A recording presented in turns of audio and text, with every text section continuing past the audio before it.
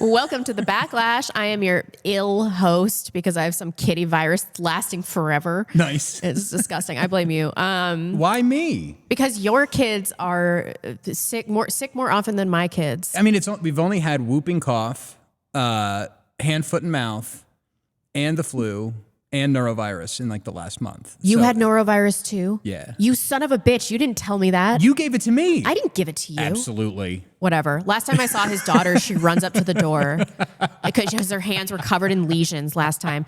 So I'm like, don't touch me.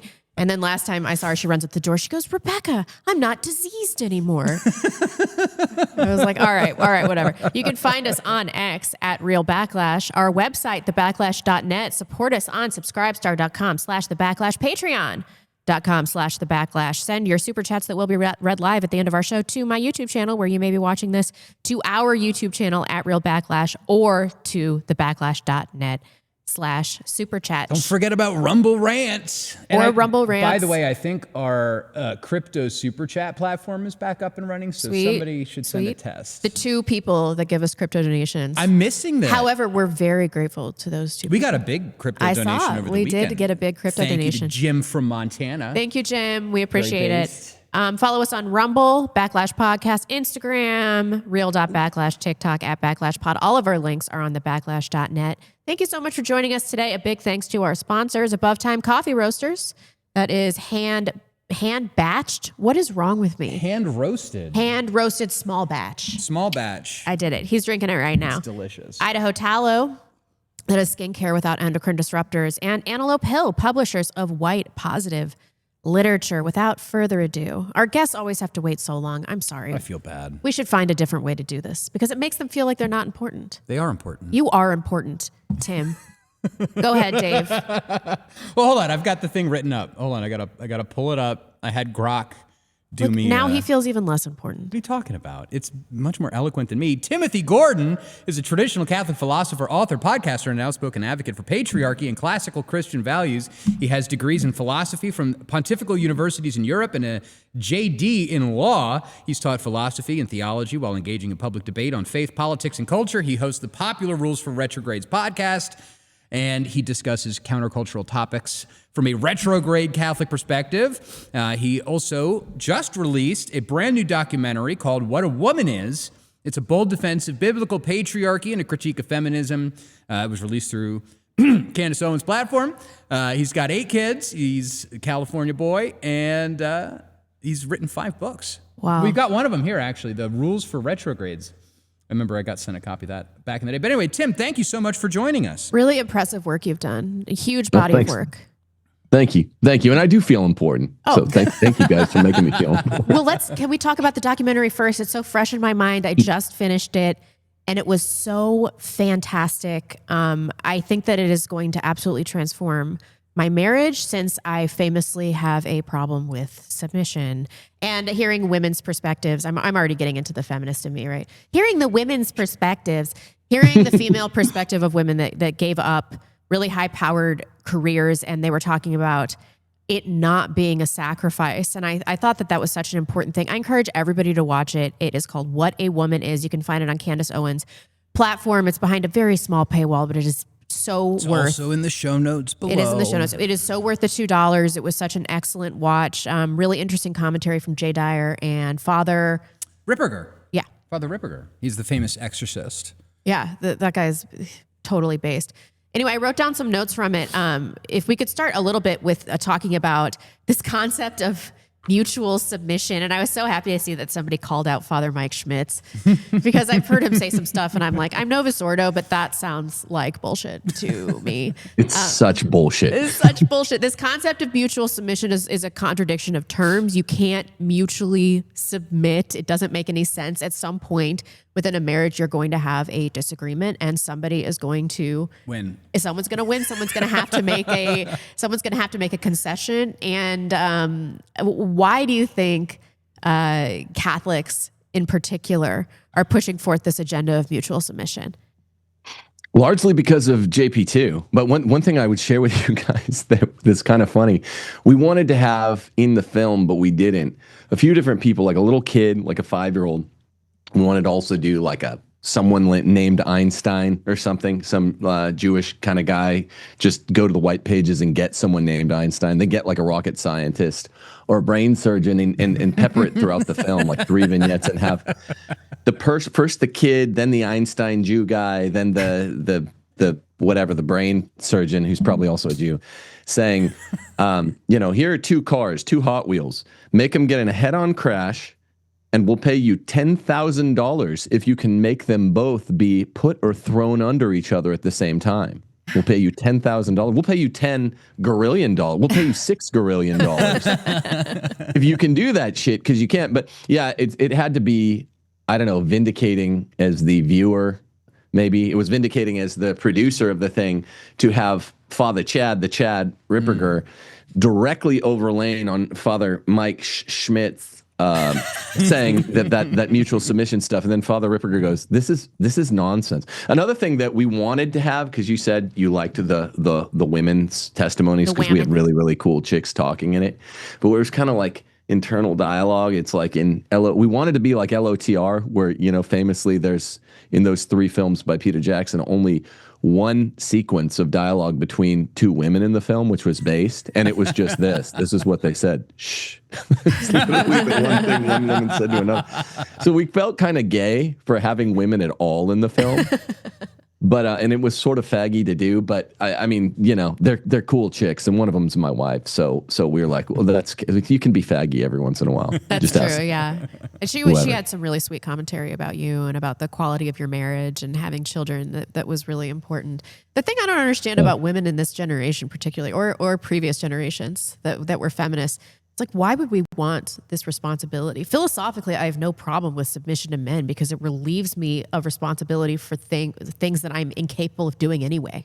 So it's mostly a relief. But why do you think we're seeing so much resistance? Yeah, in the Catholic Church, it really is because of JP2. I wanted to make those like stock jokes, but it really is because of JP2.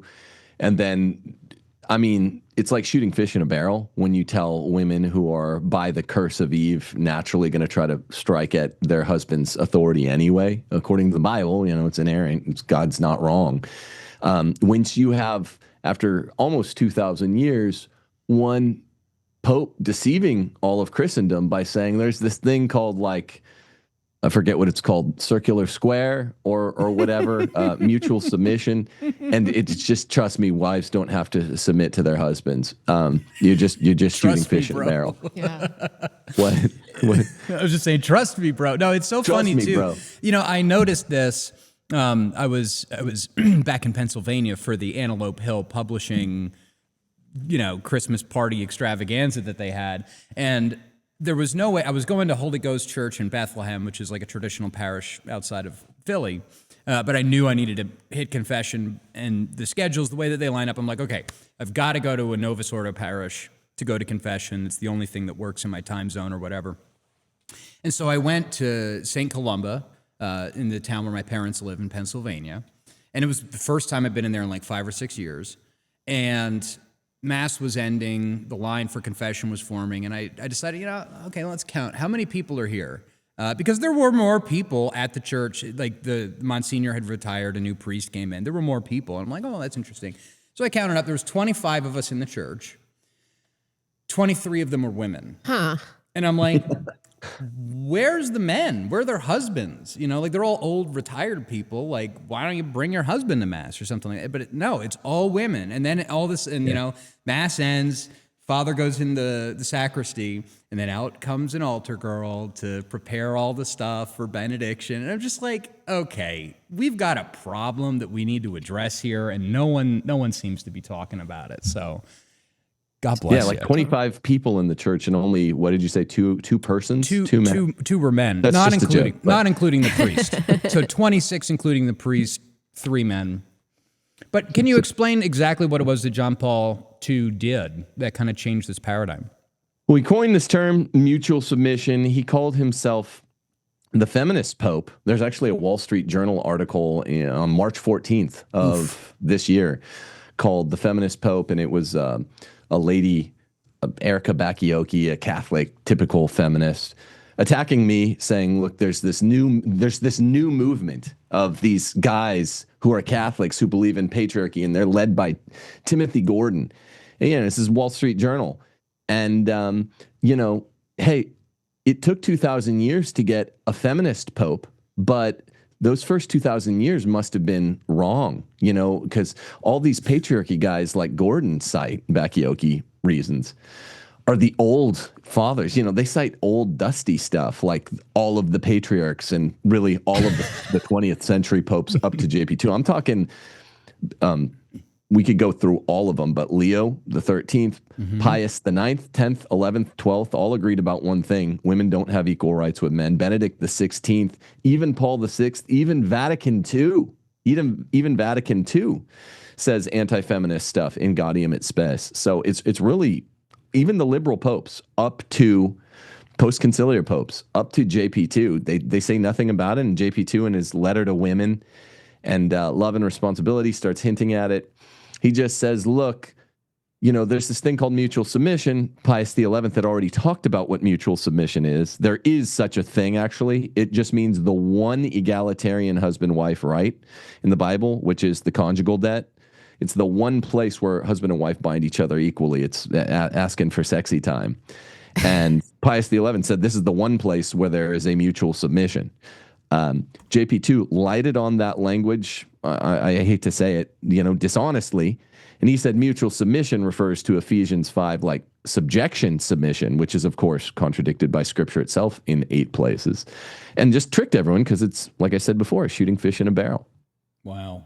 That's incredible. Who was the first pope to start appointing women for like roles in the church? Because I know now, like we saw Pope Leo the 14th, he appointed some woman to the spot, I think in the Curia or something like that. Who was the first person to like hire women? In the Curia, I think it might have been JP2, but I'll tell you this, a lot of people don't know.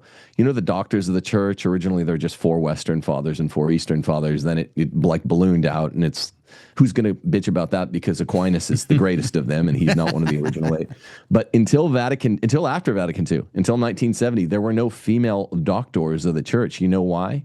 Because the one thing everyone knows they're not allowed to do is to doctor, to teach doctrine. And so they started, and now we have 4. I think the new pope is going to name a 5th. But there's not a single female doctor of the church, because it's proscribed by Scripture in several places, until 1970. And they just started pushing the agenda and banging the drum to be hip to the culture, because evidently Scripture is wrong in all of these places. Where everyone knows that's what the Catholic Church is about: change. Right. Something that stuck out to me in your documentary, Father Ripperger said that in his estimation, 80% of traditional families, of traditional Catholic families specifically, are feminist. Ooh. Did you catch that? No. Oh, yeah, I did. 80%. And I've noticed it, right? Where it's like, the woman's the one getting the kids around for the rosary. She's the one pushing for everyone to go to Mass on Sunday. You know what I mean? Like mother henning or whatever. But the guy is kind of like indifferent. He just kind of like, all right, I guess we're doing the rosary now type of thing. Yeah, if the alternative is not getting your kids into church, though, then that's better. I mean, that's a leadership failure of the man. Sure, but it's just one of these. So I was wondering if you could expand on that. Sure. And then specifically, I guess, what could be done? So like in a marriage where a man has kind of lost his authority to his wife, what can be done to reset that? What can be done to get the man back in his proper place, assuming that you've kind of sleptwalked, your way into having an overbearing wife or something like that? How can that get reset? Because it's like everyone almost.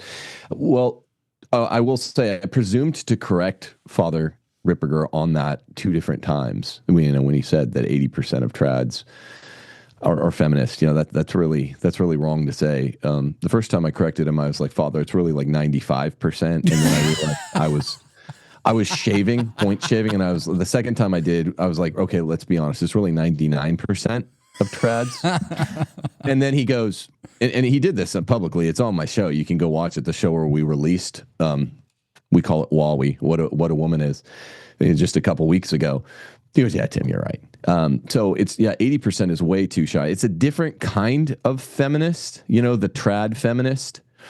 It's always kind of the, fat, I don't know, long-housed guy with a beard that thinks he's manly because he has a beard. He has a beard to conceal no chin, and he smokes like a pipe. And he's like, Chesterton, that's what a man looks like. It's like, no, dude, that's what Dunkin' Donuts looks like. That's not cool. He's getting bossed around by his wife. Look, I'm sort of a trad too, though they don't really claim me. But it's like the nonconformist club, or it's the like, giving you an order to lead club. That's what a lot of trad men are like. You go around and their wives, like, it's like play acting, LARPing. The wives are like, my husband always leads us in prayer before meals, guys. And then he's like, yes, I do. He's like, what prayer do I say again? Or which one do you want me to do? And there's just always that thing, where they're like, gentlemen. I don't really like guys generally that begin any statement or sentence to me with the word gentlemen, let's do this. And so it's a rough crowd, but they are just as feminist. Of course, the typical more Novus Ordo, which is a more secular type of feminist, is more out and proud about it. Ask the boss and saying all the cucked stuff that we capture at the beginning of the documentary. So they're two different flavors, but it's all the same stuff. Feminism is gender dysphoria in its original state. We say it's functional gender dysphoria, where men and women they believe that by some sort of mutual consent, they can act like each other. A man can act like he's swapped roles with his wife.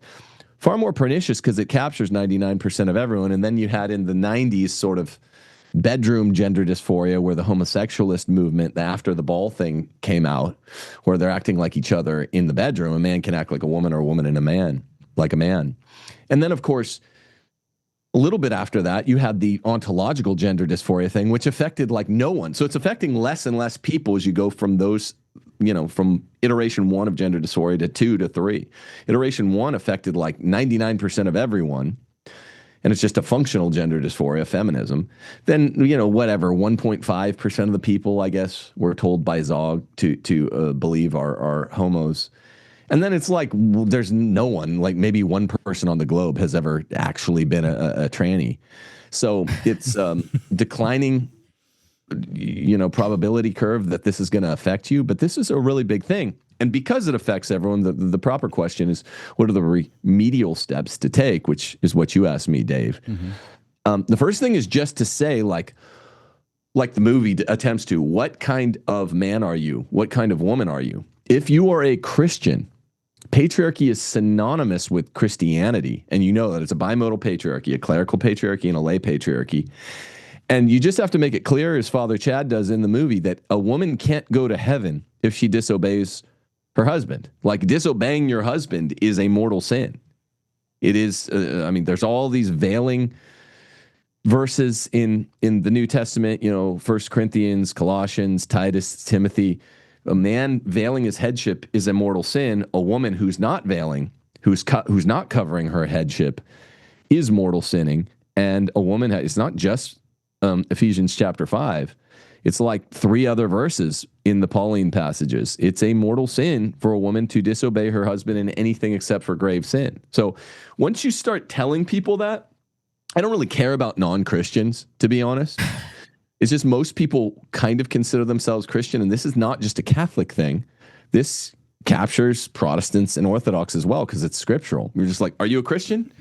Okay, then you have to STFU and do what your husband says. It's very, very, very clear, and it took a big kind of Lincolnian lie to cover it up. Outside of so if you want to go to sin, heaven, you have to obey your husband. Outside of following your husband into grave sin, is that what you said? Grave sin, yeah. Like, it can't be one of those Catholic feminist things where it's like, well, he wants to go to mass at 9 and I want to go at noon. So I'm going to say that if we went at 9, we might end up somehow sinning. So really, I'm not going to obey it. That's prudential, right? And contingent and all that. It's got to be grave categorical sin, the likes of which no real Christian would ever order, okay, yeah, if you order your wife to murder or to like abort your kid or to contracept or to rob a bank with you, she has the right to say no, or to stop being Catholic or something. Yes, she has the right to say no. The reason the feminist, and I've been fighting that one, because I mean, we've been winning. People have noticed the last 2 years, last 4 years, since the case for patriarchy came out, it's influenced the whole culture. A lot of important people have that book, which is what the film is based on. My book, The Case for Patriarchy. It's on sale right now. By the way, it's on sale right now at Sophia Institute Press for $5. You literally have no excuse. No excuse, unless you only have $4 or less. But I mean, that's pretty much how stark it is. It's like you know, if you want to get to heaven, you have to follow your husband in all prudential and preferential matters. Yes, if your husband tells you to rob a bank or to commit mail fraud or something, you don't have to do it. But the Christian, particularly the Catholic feminists, don't like this exception because it's so narrow. It's like, well, that's not going to allow me to disobey ever. It's like, well, yeah. They're like, what about prudential stuff? Prudential stuff, you make about 2,000 decisions in your day, they say.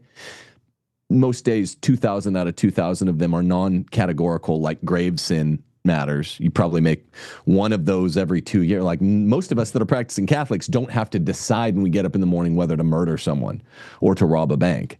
And those are the only things that a wife is allowed to disobey her husband on. It's even in the catechism. The Roman catechism says they have to obey in all things except for the impious or the wicked, the gravely wicked. So all those maybes. You're deadlocked about what time to go to mass. You say, honey, please get the kids in the car. And she's like, well, I was going to wait. Please get the kids in the car. All of that stuff and the other 1,998 daily decisions you make are always prudential. And she has no right to one. She can say, are you sure? Because I thought this. That's fine. We call it the one bite of the apple rule. But once he's like, no, I'm sure. Please do that, sweetheart. She has to do it under pain of grave sin. I'm fine with that. So yeah, by the way, this is what Tim was talking about. I'll read this out loud. This is question 27 from the catechism, or I don't know which catechism it is. Roman catechism. Yeah. Roman catechism. Unless compelled by necessity to go abroad, women should willingly keep themselves at home and should never venture to leave home without the permission of their husbands. Again, and in this, the conjugal union chiefly consists. Let them always remember that, next to God, they are to love no one more than their husband, to esteem no one more highly, yielding to him in all things not inconsistent with Christian piety, with the most willing and cheerful obedience. Oh man, I'm failing on all fronts here. And it's so funny too, where it's like, people where it's like, Catholic people, where it's like, if I just sent you, oh, come on, what is this? We might have to start up a new thingy dingy in like 9 minutes. In like 9 minutes, yeah. Okay. This is so lame. This is what happens when you do a show on a shoestring budget. But no, there are like certain men where it's like, I know that I'm gonna like get him in trouble if I send him a copy of this page of the catechism. Like if his wife catches him reading this, he's gonna get it. Yeah. That's insane. It's crazy. Remember when I don't know if you caught the famous, it's somewhat famous now, Tim Gordon, Trent Horn feminism debate from August of 2019, September of 2019 on Catholic Answers. I mean, I creamed him, but the moment I knew I had him was I read this. Literally there are only two universal catechisms. There's the CCC and there's the Roman Catechism, aka the Catechism of the Council of Trent. It's the only place that the duties of husbands and wives have ever been laid out catechetically in 2,000 years of teaching. We have two universal catechisms. The CCC doesn't weigh in on it, so it's not abrogated. It's still on point. There's nothing to correct. And I said, Trent, here it is. I read it. He laughed at me.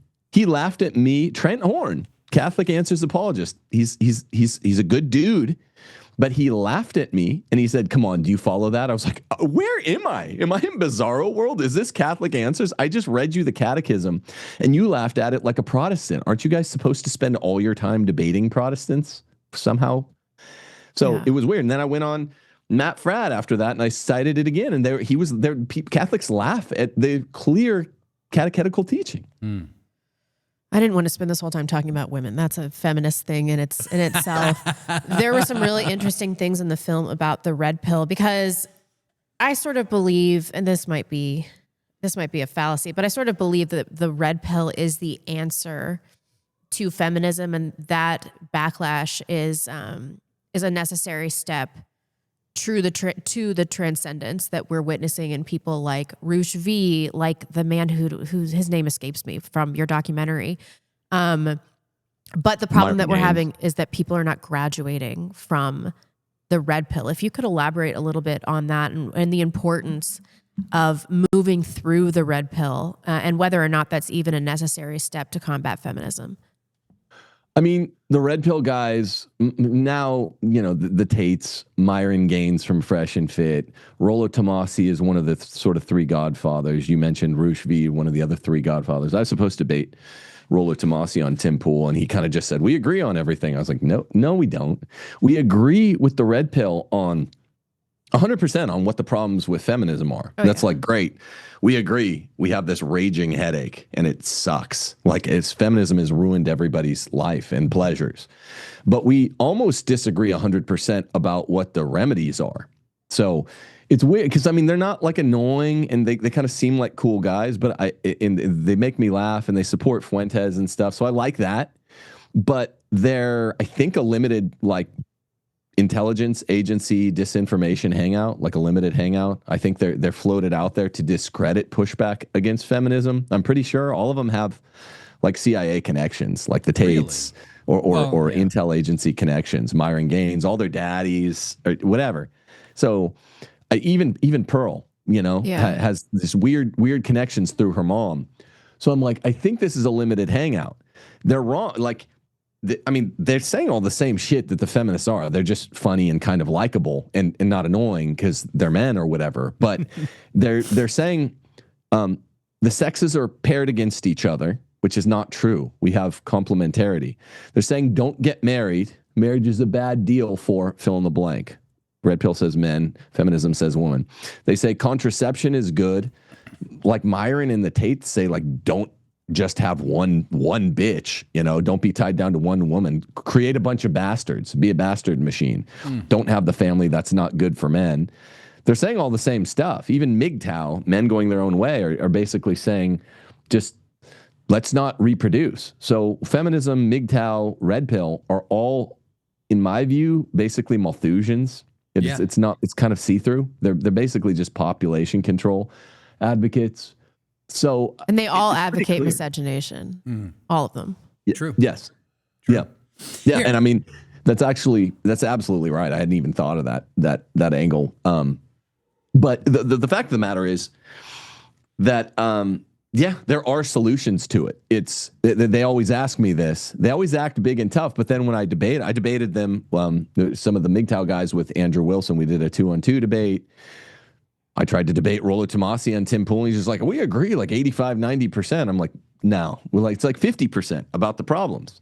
Because they're like, there's just no way to enforce this. Men shouldn't get married until the lawfare changes. I was like, so what? I mean, humanity is just going to die? Like, how about this? If you're not longhoused and cucked, you just get your wife under control. If you're Christian at all, like, what's the solution? How do you enforce this? Not by law. Well, not by law if you're not a cuck. If you're a Chad, all you do is you're like, look, wife, we're Christians. Look at what the Bible actually says. Sit with this a bit. Do you want to go to heaven or hell? Right? It's really clear. It's natural and good anyway. Women that can boss their men around all have boyfriends anyway. They get men that like mistreat them because that's what's sexually attractive. Kind of like listen to your natural attractions, like Mega from our documentary says, really smart chick from our documentary says this. So natural law is telling them that Christianity is telling that through revealed scripture. It's really easy to turn around. You just have to have balls and like tell your wife, look, we're not going to do it this way anymore. That's what you do if you got on the wrong foot. Right. And in the interim, I didn't mean to interrupt you. Sorry. No. In the interim, all of these men that in previous generations, they were beta male providers would have been paired with some humble, sweet mid. They would have had a normal life, but that's the backbone of any society. And in the interim, while they're waiting for laws to change, none of these men are procreating. Right. And that's a problem. I mean, it's a problem for them. Yeah. Here, hold on. We're going to do a quick break, and then I'm going to send you a new link We'll scrub this meeting, get a new one. We've only had you for 30 minutes. Sorry about the, hey, if you send more super chats, maybe we can afford to get like Zoom Pro or whatever the fuck it is that doesn't limit you. So we'll be right back with Tim, and I'm going to send him some stuff. And in the meantime, I guess we can like do some commercials or something. Or I want to address some stuff that I've seen in the live chat. Okay, hold on 1 second. Wait, we have to end our link too? To him. Oh, good. No, Okay. we don't have to end the stream. Oh. I just got to start a new meeting, and then I got to... Yeah, Rollo has been married for 28 years, and he has 2 daughters. Rollo's married? Yeah, he's been married for 28 years. And he's telling everybody not to... Yeah, what's I wrong mean, with there him? are risks to marriage. I understand that, but it is the path to salvation. And like we talked about in that episode, an honest conversation about marriage, like marriage is not for your hedonistic delight, although there are some aspects of marriage that are beneficial to that. But, marriage is martyrdom to have children.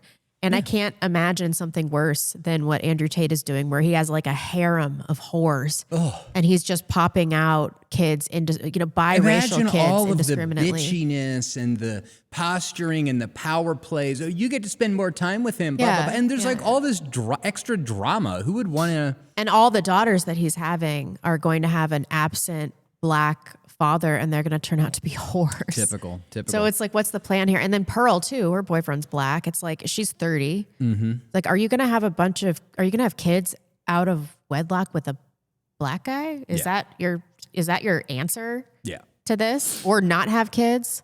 Or not get married? Like, none of these are a solution. No, they're not. Hold on, we're going to take a quick break and thank our sponsors, Antelope Hill Publishing. They're fighting to keep history alive and equip new generations of dissidents with the information to fight the anti-white regime. Their varied catalog includes newly updated and expanded 3rd edition of Dr. Kevin MacDonald's Culture of Critique, the essential modern text on Jewish identity, Dr. Ricardo Duchesne's magnum opus, Greatness in Ruin, which is the definitive scholarly examination of European exceptionalism, as well as works by Kerry Bolton, Paul Kersey, and Josh Neal. Antelope Hill recently brought David Irving's iconic Nuremberg The Last Battle back into print and have numerous translations of historical works from eras such as Fascist Italy, National Socialist Germany, and Civil War Spain. Previously unavailable in English, there are also plenty of books on contemporary issues such as transgenderism, the opioid crisis, and Christian nationalism, as well as history books, novels, and children's books. So whatever your interest is, you're bound to find books that you like at Antelope Hill, all professionally published with sleek modern cover art. Help us and help our people by checking out companies that share our values and fight for our cause. Visit antelopehillpublishing.com. And I don't want to read some of these super chats in front of Tim. well, then read them now. I don't know. You got to pull them up. They're not on my channel. Why is this? One of them just says mommy milkers. What have I done to deserve this? I'm all buttoned up today, guys. Yeah, let's see here. We've got $10 from Galting. Galting. What is that? Mommy Milkers, $10. Thank you for the big super chat. Then, of course, Book Track Group's asking if Tim has ridden a horse. We are waiting for him to rejoin the space. I sent him the link, I promise. It took like 5 minutes to get him on. So, That's okay. My bad. I feel awful. Maybe we can get Cameron's login or something. Because Cameron has it. That's how poor we are as a show. Bro, it's terrible. But no, yeah, the documentary was great. Oh, it was so great. We need to get into this part two about the feminism and witchcraft thing, because like that's how the movie starts off, basically like comparing and equating modern feminism with witchcraft. And it's so on point. Yeah. Oh my gosh. I think that Rachel Wilson talks about that in one of her books. Yeah, she does. We should probably get her on the show definitely. at some point. I think I've got a line with her. Also, while we're waiting for Tim to rejoin us, there's some crazy shit going on right now. You know, Bibi Netanyahu landed. Did you see his motorcade? No. Oh, I've got it saved. Where is he? We can pull it up. He's in Florida for his fifth or sixth visit This to would the be United number States. 6, I believe. Unbelievable. I think it's more than any His other sitting motorcade, president. by the way, is bigger than Donald Trump's, and it's not even close. He had like 30 of those motorcycle people. There was like 30 of the black Suburbans. It's just crazy. But I guess Donald Trump is committed to Netanyahu to help intervene with Iran's ballistic missile program. Wow, what a brilliant And idea. I thought that was handled, right? I thought that we blew up their missiles. I thought it was a smashing success. Yeah. Mission accomplished, right? But we'll get into that in a little bit. But for now, we've got Tim back. Tim, while you were gone, I was talking a little bit about your amazing, the way that you kind of equated modern feminism with like witchcraft. Can you give us a little bit of a taste of the relationship between feminism and witchcraft? Sure. Well, the standard lie by conservatives, there are really more feminists. I think people are seeing this now in the normie conservative world than the left world, liberal left world. And the standard lie has been, hey, we don't like those feminazis, those, Rush Limbaugh called them, the second and third wave feminists. They're really bad. They're nothing like the first wave feminists. In a sense, that's true. The sense in which it's true is the first wave feminists were the most outright evil. In other words, there are no real waves of feminism that were good. The first wave is more evil, and it has all the recognizable goals that people more ably cognize as pertaining to second and third wave feminism. But it has the stated sort of addendum that's extra evil of starting in 1848 in the Seneca Falls Convention. All of these broads got together, Elizabeth Cady Stanton and a bunch of sort of famous witches in Seneca Falls, New York, and they memorialized the meeting with a document called the Declaration of Sentiments or something hilarious and girly.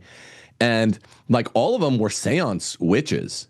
And Elizabeth Cady Stanton, who was like nominally Protestant, even later in her life, said, look, we have to rewrite the Bible. I can't believe that the Bible was inspired because it's such an obvious case of men are above women in rank.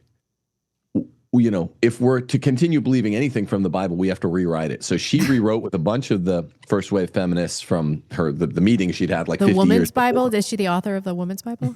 She is. That's Elizabeth Cady Stanton. And she's like, you can't be a Christian and a feminist. So they were more evil, but they were more honest about it until the second and third wave feminists started coining something, prefiguring something that JP2 would call Christian feminism. You just can't be a Christian feminist. Look at her. She kind of looks like, who was that theosophist woman, Helena Blavatsky?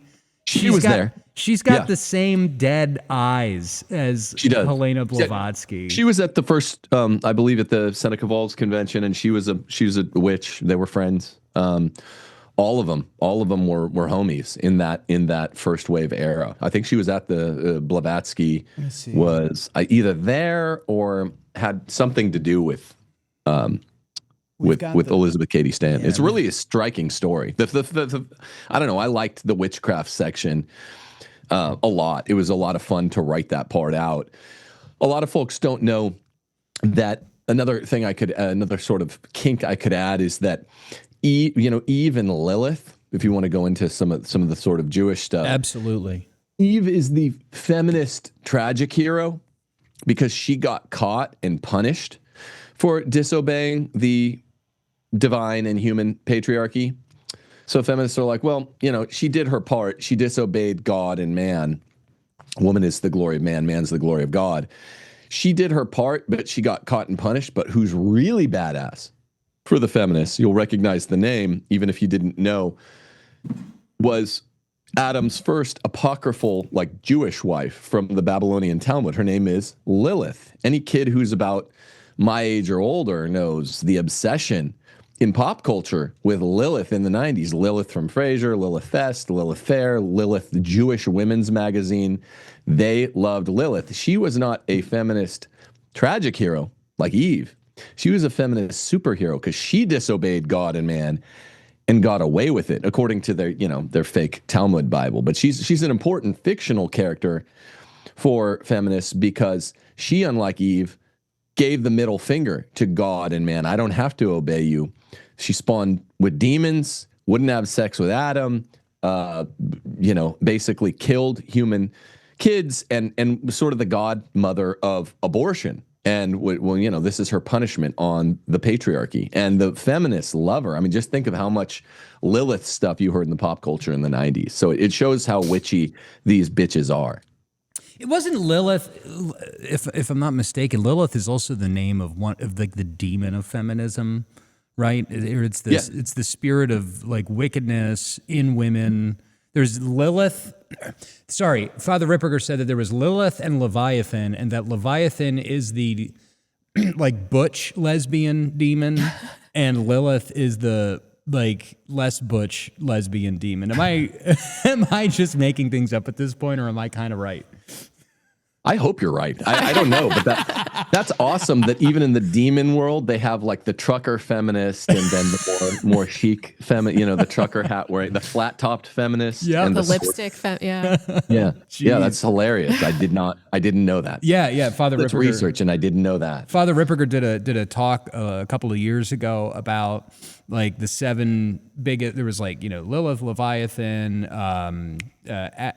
Azazel. Like there's a bunch of these other demons, and he kind of like picks apart every way in which the United States of America has submitted itself to Satan's top demons through the judicial system, through marriage, through the money printer, all of it. And Father Ripperger has a very convincing explanation for basically how satanic the modern United States of America is, which is really interesting. It's also interesting, this Lilith stuff, because there was something I was reading about with like Christian identity, because that used to be like really big up here in North Idaho. The Aryan Nations and all those people, they were all Christian identity people, and they believe in like this two seed line thing that's like really weird, that like Eve had sex with the serpent and like had children from that, and that's where like the mud people came from or some bullshit. That's what Aryan Nations believe? Yeah, it was like really, really weird. I mean, they were totally heretical, not based when it comes to like religious stuff. But it's so funny that comes from the Talmud. Paganism too. I've also noticed like among the pagan communities that there's like a very big matriarchal, like the women wear the pants type of thing that happens. It's really interesting kind of how the rejection of patriarchy and the rejection of Christianity go hand in hand. It makes total sense. Sorry. Well, it's the original sin, Right. I mean, so whether you're a Satanist or you're just a sort of soft secularist or you're just a cucked Christian who's on board with all that stuff, it's the alpha and the omega of human sin. I mean, feminism is the original sin. Adam acting like Eve, Eve acting like Adam. And Sister Lucy of Fatima said this will be the final attack of Satan on the world. And it's kind of getting underway now, is the attack on the family. It doesn't mean like transgenderism. Right. It means feminism. Do you think we live in the end times?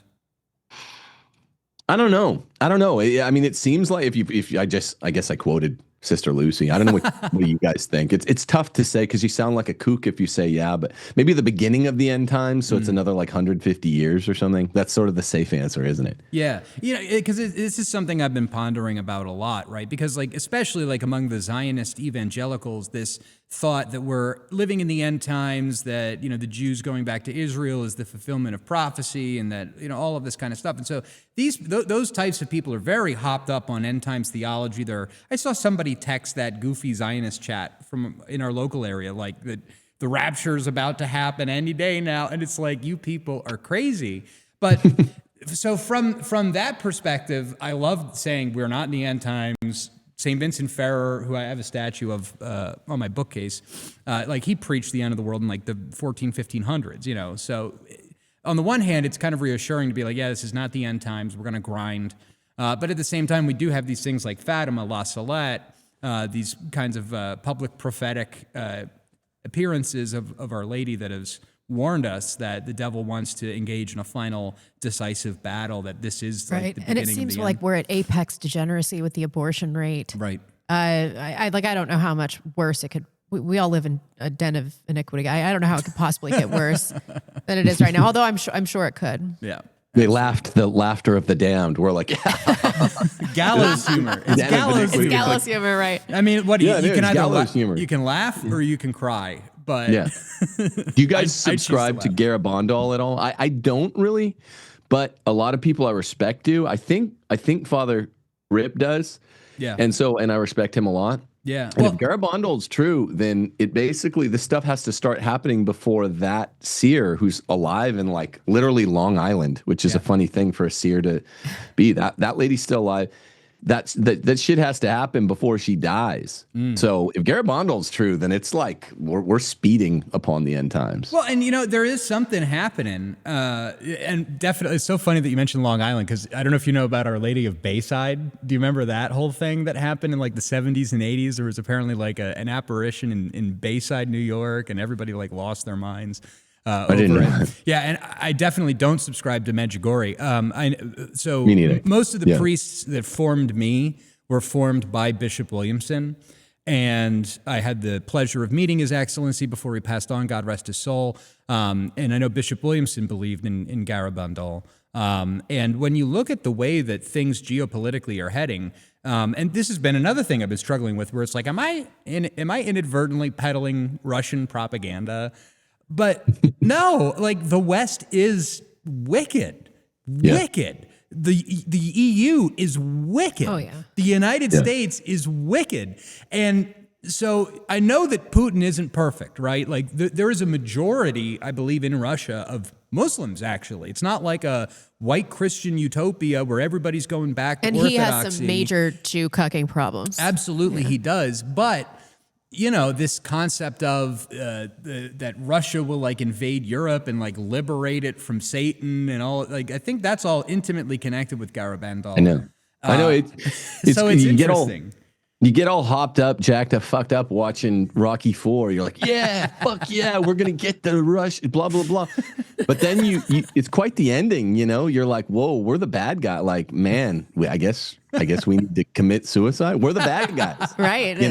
The truth is painful. And then my it God. heals, right? Yep. Do you have any other non-feminist stuff, non-women stuff that you wanted to get into? I do. All of the all of the heat off the Catholics. women. Yeah, I know, right?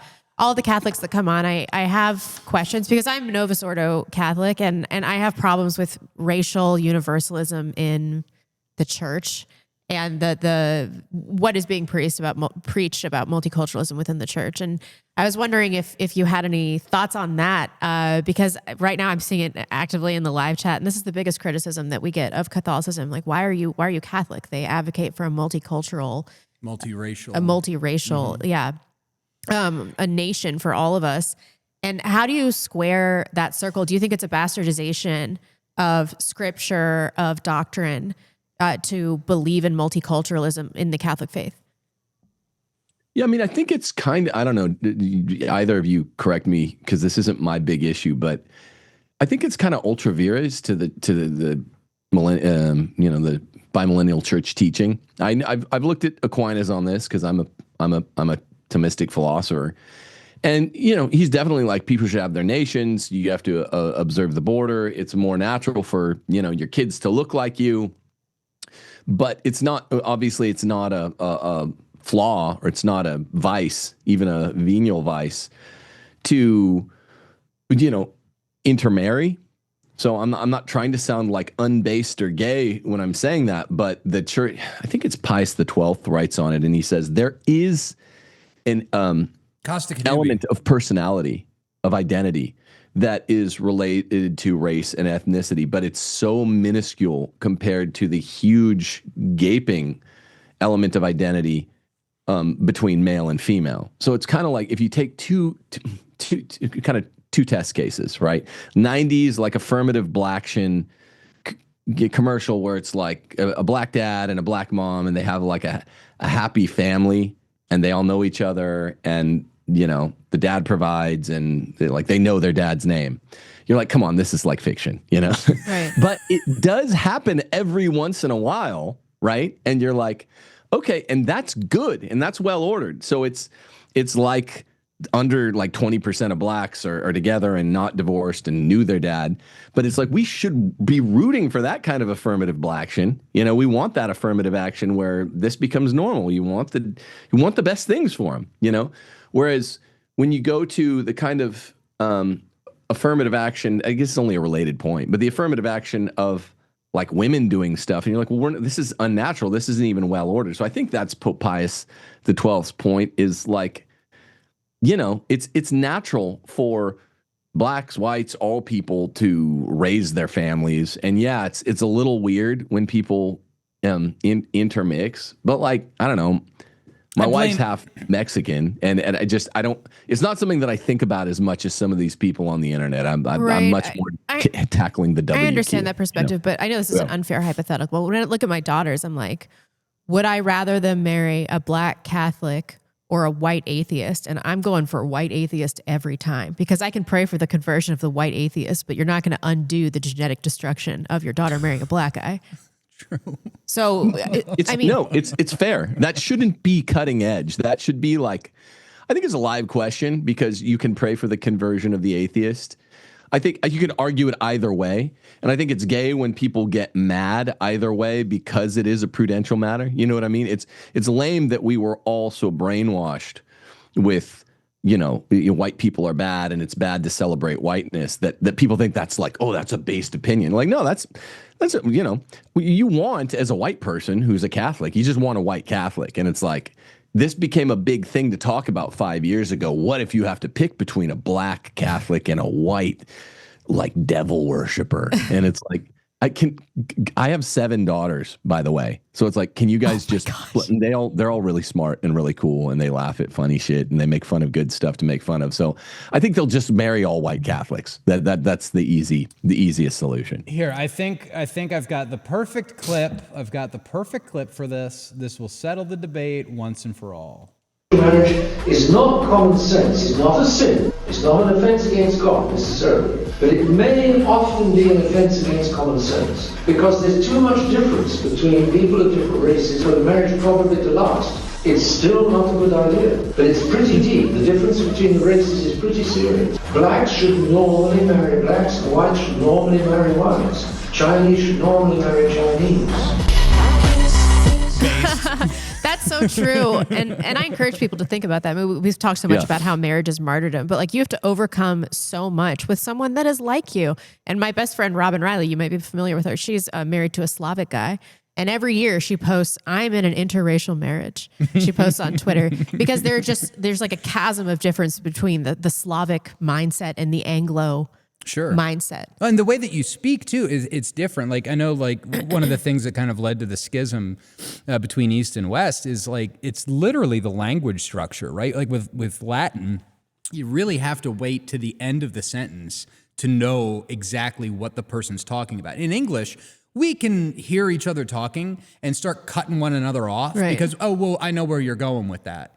But like, and even in French, it's like you might talk about the bike green, right? The modifier comes after the thing that you're describing. And those small things would change conversation and communication. The neural pathways in your head of how you communicate one with another. And so I could see, and this is the difference between ethnicity, right? This is the difference between, there's race, but then there's also ethnicity, and the ethnicity is deeply tied in with language. And so you can have white people that come from 2 totally different languages, and they're going to be arguing all the time because the way that they think can attest to this. Shaped.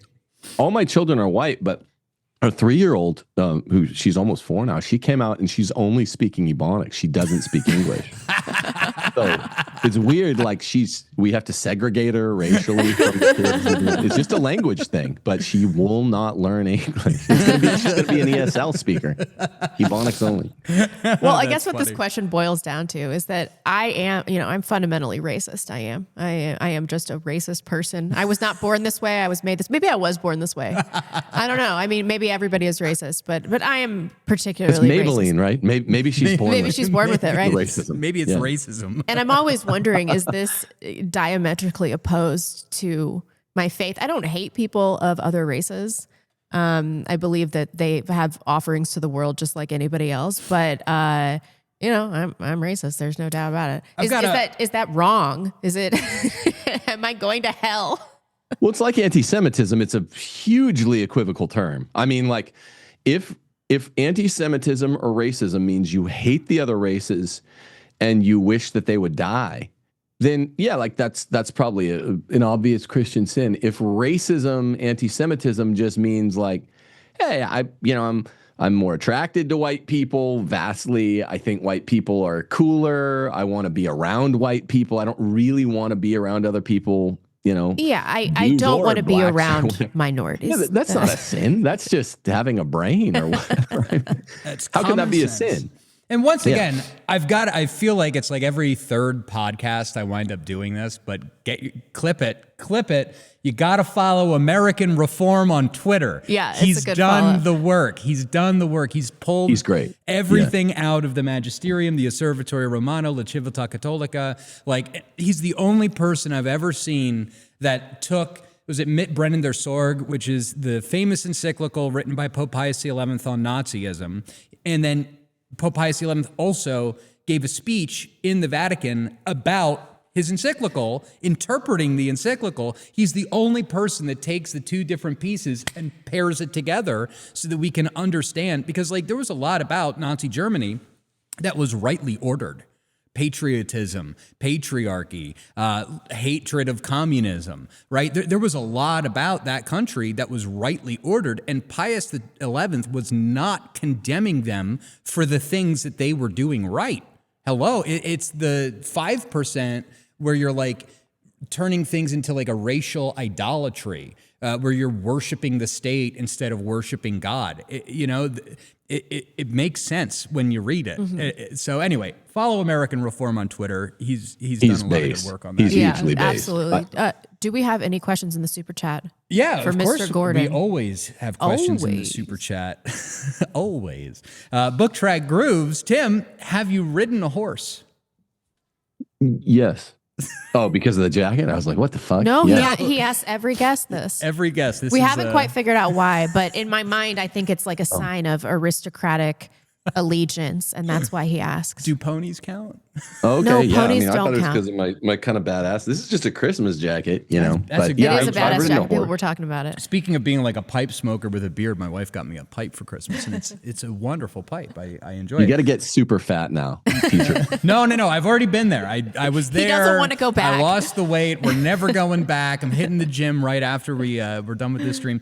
Hit Dunkin' Donuts. Make her pay for getting you that pipe. Yeah. See, totally. we don't even have Dunkin' Donuts. We up don't. here. That is true. It's Where are you? Where are you? Idaho. North Idaho. Idaho. Oh, you're both in Idaho. Okay. Oh yeah. So yeah, no Dunkin' Donuts up here, and frankly, we don't want them because we know what they bring. They bring Indians. That's true. Every Dunkin' Donuts, when I was back on the East Coast, it's like, would you like the coffee donut holders with that, please? Like, and I'm like, bro, go back no, to your country, but also, don't yes, want I would. donut holes. I just want. I thought you were going to black say they coffee. bring us back to fatness, and you're like, they bring fucking India. They bring Jeets, bro. True. The second half of Book Track Groove's post was 2 Timothy 12. Are there any more prophets left in the Old Testament that are not, or prophecies left in the Old Testament that are not complete?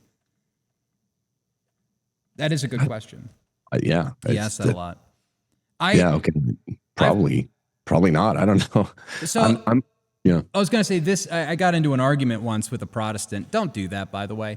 A Zionist Protestant. I take it back. There's some Protestants that are worthy of debate. There are others that you just need to exclude from the conversation altogether. But there is, I guess, I've done some research, and I guess Catholics they're called partial preterists, which means that like was it Matthew 24:27 in there? There's like the talk, one's in the field and one will be taken, one's in the kitchen, one will be gone, blah, blah, blah. That all has to do with the destruction of Jerusalem. And that was all fulfilled in 70 AD. But then there's the Lamb and the 7 seals and the 7 trumpets and all the stuff from the book of the Apocalypse, the book Revelation. There's stuff in there that obviously hasn't happened yet because we're not at the end of the world. Right? Partial pederast, is that what you said? No, that's the priests. Okay, no, I'm kidding. That's rabbis. True. That is the rabbis. But anyway, I don't know if you have anything else to add to that, but that's my understanding. Oh, it sounds good to me. I'll go with that. Remember, I'm just a Thomistic philosopher. People will ask me stuff about the Bible, and I'm like, I know, like, I taught church history for 10 years. I can talk about that, but right. I don't know. That answer sounded really good to me. Nice. Good. Sweet. Very good. Yeah.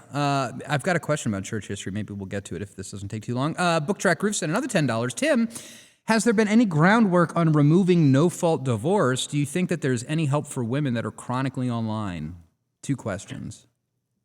There is the that. beginnings. It's in the offing of removing no-fault divorce, and a lot of it has to do with 14th Amendment, substantive due process, equal protection clause stuff, which is important, but probably a snooze to get into this late in the show. But the answer is yes.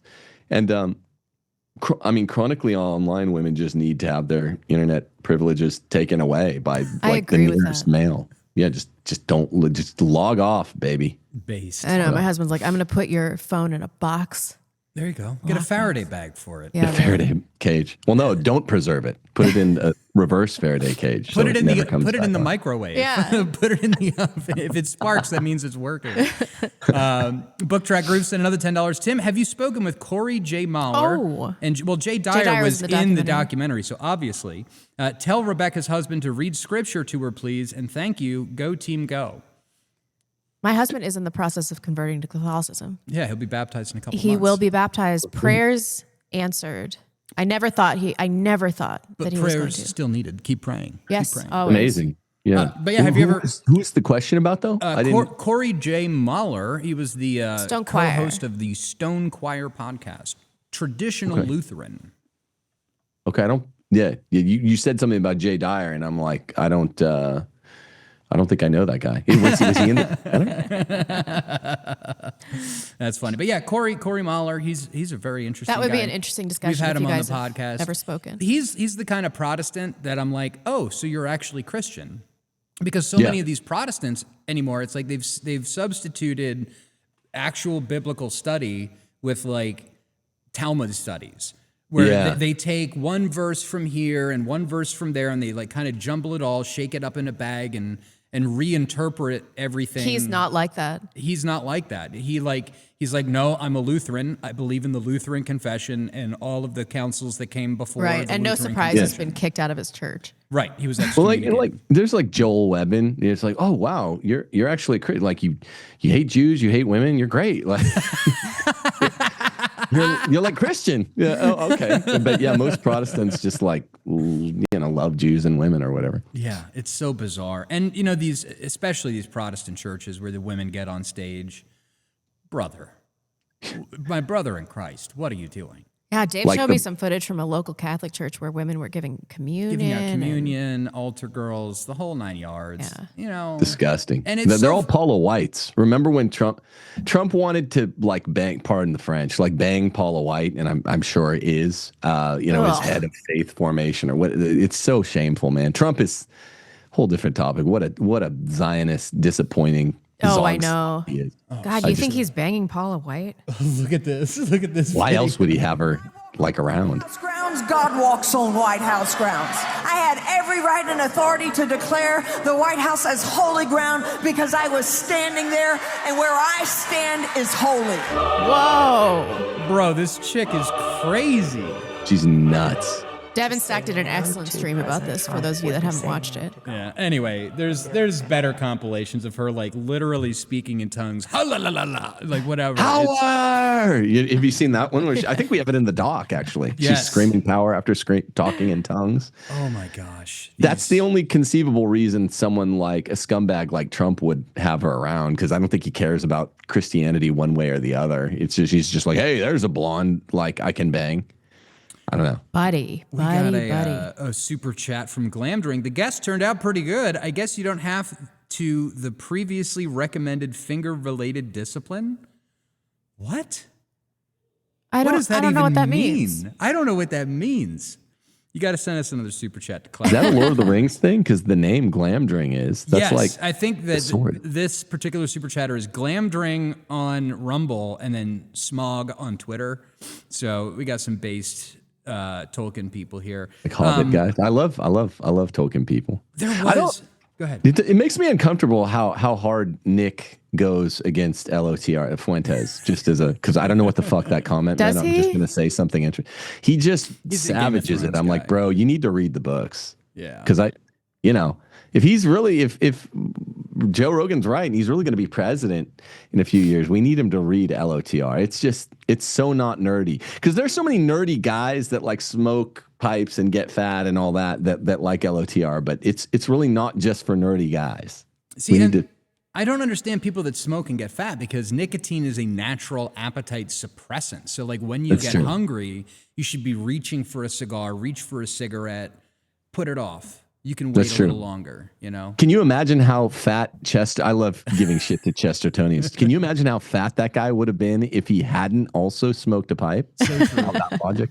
So true. People shouldn't smoke because it causes lung cancer. However, the massive drop in testosterone is partially because of men not smoking. It drastically raises your testosterone. Are you going to? I was going to say, instead of smoking, Knick-Knack? People could use Knick-Knack, which is a based company from the Pacific Northwest here in Spokane. And the greatest part is that one of the main ingredients is xylitol, which apparently reverses tooth decay. So if you've got problems with cavities, Knick-Knack would be...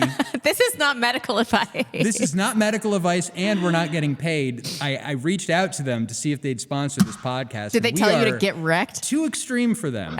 But it doesn't matter. The only other alternative is Outpouch, and they're made in India. So I'm going to go with the based Catholic nicotine company in Spokane over the Indian Tucker Carlson stuff. We're too extreme for them. I think he just sent an explanation chat. Did he? Cleans and straightens your teeth as you smoke. It straightens your teeth, and if it doesn't, you can sue. Yeah, no, don't do that. It makes you whiter. It makes you act less Italian. Glamdring sent $5 and said, "Sorry, before the stream, I had said that he should have a finger removed for being late. I thought you guys saw it. No, I didn't. Oh no, okay. No, we're not removing any of Tim's fingers. But Tim, please tell everybody where they can find your work, and we will do our best to show it all on the screen while you're talking." Well, believe it or not, I still have a YouTube channel, Timothy Gordon. The show is called Rules for Retrogrades, named after that one of my 5 books. And find me on Twitter, X, I guess, at Timotheology, TIMOTHEEOLOGY. Those are really the only 2 places I hang out, are YouTube and Twitter, and the only 2 places I try to... You've got a whole website, TimothyJGordon.com. You can get all of his... too, if you count that. Yeah. You can get all of his He's books. like, oh, yeah. Yeah, and the documentary is up on CandaceOwens.com. She's an up and coming no name podcaster, but she's going to be big in 5 years. Who is this Candace Owens you speak of? Here's a question: has Candace watched your documentary? Yeah, no, I think so. I know she. I mean, because see, I was in talks with. I'm friends with her husband George. Yeah. I've never. We're good friends. I've never hung out with Candace though. He told me he's read one of my books to her, basically at the dinner table. He says she likes me, but I've never talked to her. So she's like the #1 podcast in the world right now. So I figured, hey, if she'll float the doc, awesome. He said she watched part of it and loved it. I think she liked the witchcraft segment. I don't know if she got her. I don't know. I'd have to have someone ask her for me who she talks to, but yeah, people are going to point out the sort of perceived performative contradiction or something like that, hanging a anti-feminist doc on it. Yeah, I know where people are going. Like, wait a minute. But before we let you go, we have a very important question. Can you get us some of that George Farmer money? Yo, for real. Just gibby. What I would love to do is, get some myself. But okay. I think the answer is no. Oh, what a bummer. We've been trying to sell out to the CIA. To Russia, they don't want us. They don't want Mossad us. Doesn't want us. Yeah. GRU doesn't want us. So we're waiting for that Qatar money. Yeah, Qatar left us on red. Putin still needs to send me my check from the 2016 election, by the way. Totally. That's how people know that they can trust us, because we are poor. No, it's true. No, that's absolutely correct, by the way. Oh, yeah.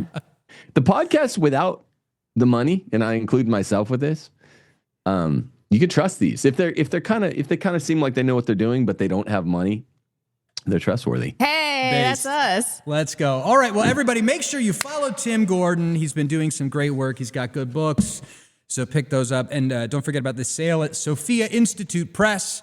What was that book again? It was The Case for Patriarchy. The Case for Patriarchy. He also has the book, The Catholic Republic, Why America Will Perish Without Rome. Very based. Protestants will probably hate it. So get the books there. Thank you, Tim, so much for joining us. Thank you so much, This Tim. was We really wonderful. appreciate it. Thanks, everyone. Try to go watch this movie on CandaceOwens.com. We only made it $1.99. I meant to say that for the Jewy Christians out there. And I got to say, it was easy. I was able to pay with Cash App, Yeah, so which was was I. kind of Yeah. nice. It made it super easy. So, yeah. And the link is in the show notes below. So, And I would say Thanks thanks to Candace for running it. When, with all the jokes that's going to certainly parade along. Thank you, Candace. People for running. understand, I think. it's all good. Well, thank you for joining us. Have a wonderful day. Bye-bye. We'll have you You back. too. Merry Christmas. Merry Christmas. Very true. It is still Christmas tide. Don't forget. And these trees are not coming down for a long time. Wait, how because long?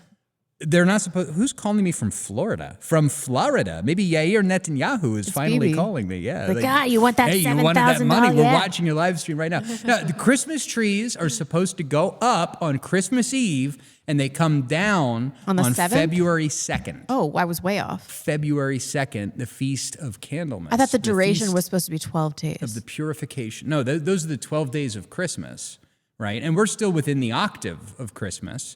Don't forget, this Thursday is a holy day of obligation, the Feast of the Circumcision. Don't circumcise your children. You do not need to do that. Don't cut your children. That's wrong. Don't do it. It is wrong. Okay, we've got a couple of other super chats that we got to get to here and a couple more ads to read. We got a big $50 super chat. Thank you from Book Track Grooves, who said, GTG Rebecca DMs zoom, zoom, zoom, zoom, zoom, zoom, zoom, zoom, zoom. I assume that you mean that we need to upgrade our Zoom. Probably. Yeah. How much is it? It's like $50 a month for Zoom. It's like these We fucking run such a tight software ship. companies are just We run such a tight squeezing you ship for that everything. we're like desperately trying to get our internet costs down. True. Very true. There's a new property. There's a new property I want. Stop rubbing your hands. It's $2.4 million. There's no way. But maybe, I feel like there's got to be one person that watches our show that has like $50 million just like laying around. They're old. They don't know what to do with their money. If we get $2 million, we're not going to use it to buy a defunct church. Come on. No. Absolutely. We're gonna use it but to it's upgrade more the than show. just a defunct church. There's like office spaces there. There's warehouse spaces. Is it here? It's here. It's like 10 minutes away. No. No way. Oh, yeah. We got to do it. Come on. You're not my husband. I don't have to submit to stupid plans. True. Fair point. We've got to give a big shout out to this show's sponsor. Speaking of money, the gold and silver markets have been absolutely crazy. I don't know if you guys have been watching. Over the weekend, silver hit an all-time high of like $79 an ounce, which is unheard of. yeah. Absolutely unheard of. And over the weekend, all of the big bullion exchanges like APMEX and JM Bullion or whatever the hell it is, they were all hiking their prices to like $81 an ounce, which they're not supposed to do, right? An honest exchange is supposed to, if the price is $79 an ounce, that's what it is. And it's closed trading over the weekend, but these dishonest brokers all raised their rates. But our friends at atlasbullion.com/backlash, they didn't do that. They were selling gold and silver for exactly the prices that the markets decided. Currently, gold is at $4,345 an ounce. Silver took a giant dump today, down to $73.56 an ounce, which of course is still, if you've been listening to us and buying gold and silver, you'd be up over like 130% over the year. So please check them out. They've got gold and silver packages, subscriptions, starting as low as $55 a month for silver, $200 a month for gold.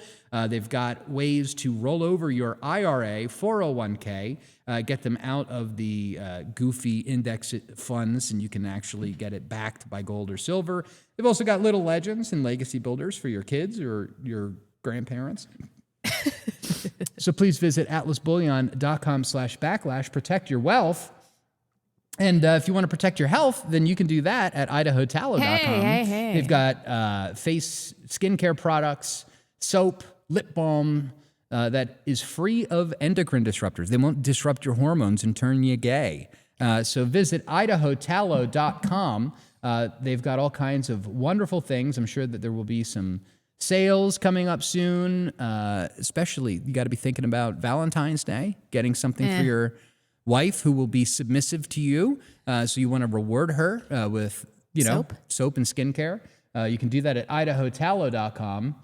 And we've also got to shout out ODGG Supply. They are the greatest Army surplus store in the world. Where's my script? I don't have my script today, but these guys have got battle-tested gear. They've got rucksacks, backpacks. They've got pouches for your magazines. They've got first aid kits. They got that sweet wool blankie. They've got the sweet wool blankies. If you want to go blankie mode while you're out camping, they've got the real stuff from Germany. They've got their ape-approved gear somewhere in here. Where is it? What new? I love their categories too. What new? What cheap? But visit odggsupply.com and you can use I got it. Backlash 25 coupon code for free shipping. ODGG Supply, our preferred source for legit domestic and foreign military surplus.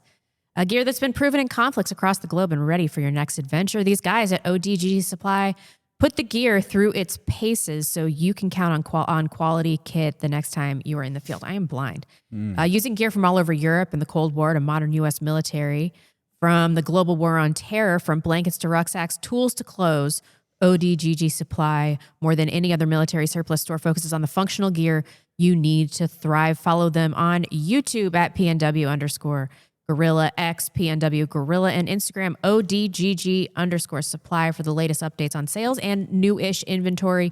Use the code Backlash25 for free shipping on all U.S. orders. ODGGsupply.com. Based. I did something. I did a script. What did you do? Oh, you did do a script. I did it. That was when we started the podcast. I was like, I can't do those. I just can't do it. It's worn me down though. And I did want to plug something, so I'm trying to get an AmRen type event panel going in Missouri, in the St. Louis region. That doesn't mean I'm doing this in East St. Louis. People are texting me. They're like, I'm not going to the shit. There's no white area in St. Louis. I grew up in West County. There are white areas in St. Louis. I will put it in a good area. Around April 9th, we haven't hammered down the date yet. I'm really hoping that we can get this up and running. I've never done anything like this before because of my crippling fear of public speaking. So I will MC the event. But we got some great speakers on board. Tim Gordon just said he was interested. We've got Jay Dyer. Basil said he was interested. Lauren Chen is on a redemption arc. That would be like her first public appearance. And she is also interested. And LP, your boy, LP, I Hypocrite, also going to be coming out for this event if we can get it together. So I would like an answer to AmRen where we talk about Jews, and I want it to be like a chiller vibe. I'm hoping to get a musician in there, get some food trucks, cash bar, and I want it to be like a really fun, I don't want to say mixer because it dates me, but I just want to have like a cozy meetup event with a panel of speakers, and I think it would be really cool, and I really want to do it in the St. Louis region. So if you have suggestions for guests or venues, or you think you could attend, please reach out to me at blondes_tweets or info@thebacklash.net. Is that our email address? Yepper. info@thebacklash.net. So I can get an idea of like how many people I could get, because my fear about this is that like I do this thing and then nobody comes. Like 5 people and then 5 people come. Right. Right. And then it's like, that's going to make me just mortally depressed. No, that wouldn't happen. So please, if you're interested in something like this, if you think that you could make the trek out to somewhere in St. Louis, I'm thinking maybe like Grant Farms or something like that, for an event like this, to do some networking, to meet some people, to have some drinks, have some food, please let me know. I think it would be so fun. I'll have to get in touch with the Old Glory Club. I bet there's one out there. Yes. Maybe we could partner up. We could. And because of the nature of the event, we will have to sell tickets because I can't. I'm already telling these people, like, do you want to do this event where you have to pay your own way? Our operating budget is like $0. negative. Yeah. You have to pay your own way. You have to think of a speech, and you have to find your own accommodations. Wonderful. I'm amazed anybody wants to do this. Bro, I'm gonna like bring a tent with me. I'll just go camping in East St. Louis. Why not? That's a fucking great idea. Hey, content, right? It would be content.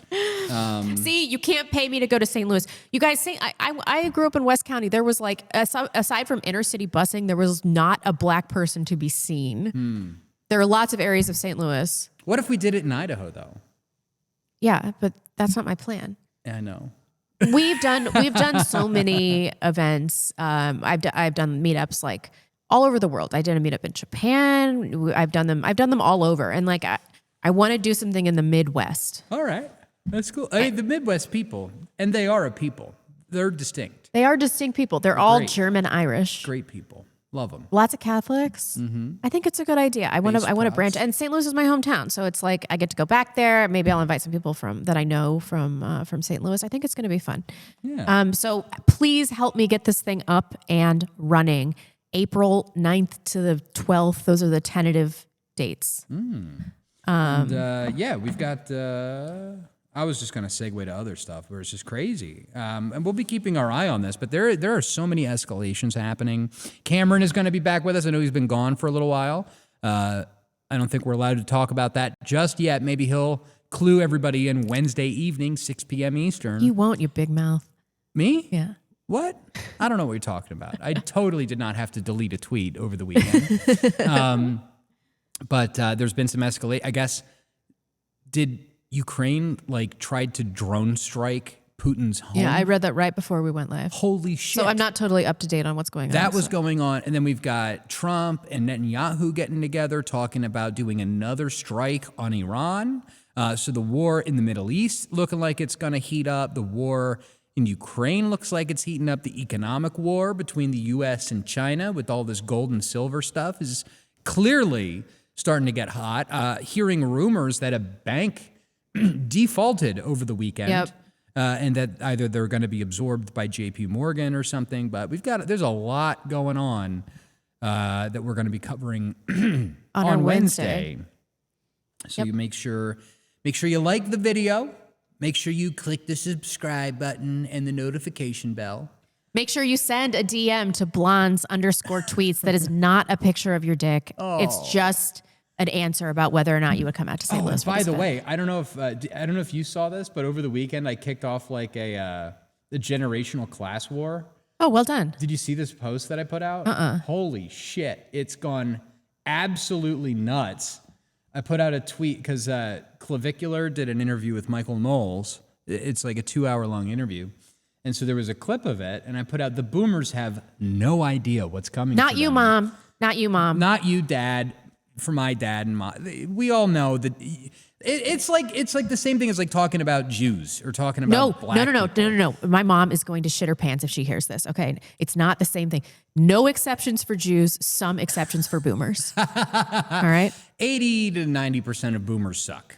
And so I'm when willing I to agree with that. when I say boomers, there's also like a boomer mentality. That's true. Yeah. You know, where they'll like call up their son, while they're on like vacation in Hawaii. And it's like, yeah, that inheritance, you're not getting any of it. Mom and I are going to get in Mai Tais at Mama's fish house. You know what I mean? My parents are the antithesis of that. Right. And so, so when we say boomer, that's what we're talking about. It's a mentality. It's a behavioral set. It's a that is not what we mean when we say Jew, though. Okay, so anyway, I put up this tweet and I said, the boomers have no idea what's coming for them. The Zoomerwaffen are real, and they're gonna burn it all down. Kiss your 401ks, multiple homes, pensions, and Social Security goodbye. The day of the pillow will seem like the merciful option. I'm here for it. The post got 2.3 million views, which is definitely up there. This is now competing with my tweets about Putin, which have gone viral. Like every time I tweet about Putin, it goes like super viral. And it's just so funny to see in the comments all of the boomers self-reporting, or like the Jews that are like, dur, like. What is he holding? That's a shofar. It's like a ram's horn that they use. But anyway, it was just so funny to see all the boomers self-report in the comments. And then it's like, I get all these people that are like, oh, so Dave has moved on from hating Jews and women. Now he's going to kill all the boomers. And I'm like, No. Dave is a man of many talents. He can do all of those things. I can piss everyone off all the time. No, but I feel like people don't know what the day of the pillow is. How not? How not?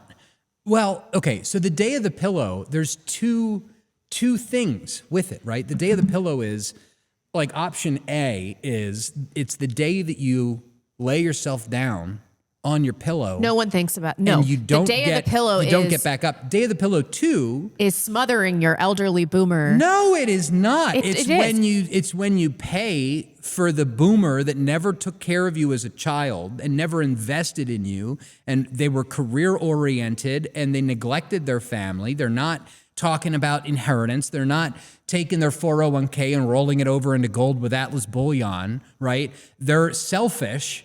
And so when the time comes to like wipe their ass and take care of them, instead of doing that, you send your boomer to a home where they get smothered by a Haitian. Oh, okay. That's the day of the pillow. Mom, That's the you day will. of the pillow. I promise you that you will never get smothered by a No, Haitian. my parents, they'll come live with me Yeah, that's when the my time plan, comes. too. I love my parents. Based boomers. But that's the day of the pillow. That's the real day of the pillow. And so it's not like we're not going to go off and murder boomer. These people, all they think about is killing people.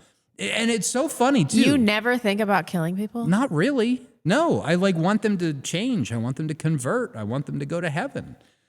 Yeah, no, it's so fun. But so anyway, it's just, I kicked off a class war. Class war. I like it. This is the Backlash. You can find all of our links at thebacklash.net. You'll see you for a great show on Wednesday. Cameron's going to be back. It's going to be awesome. We will see you then. Bye.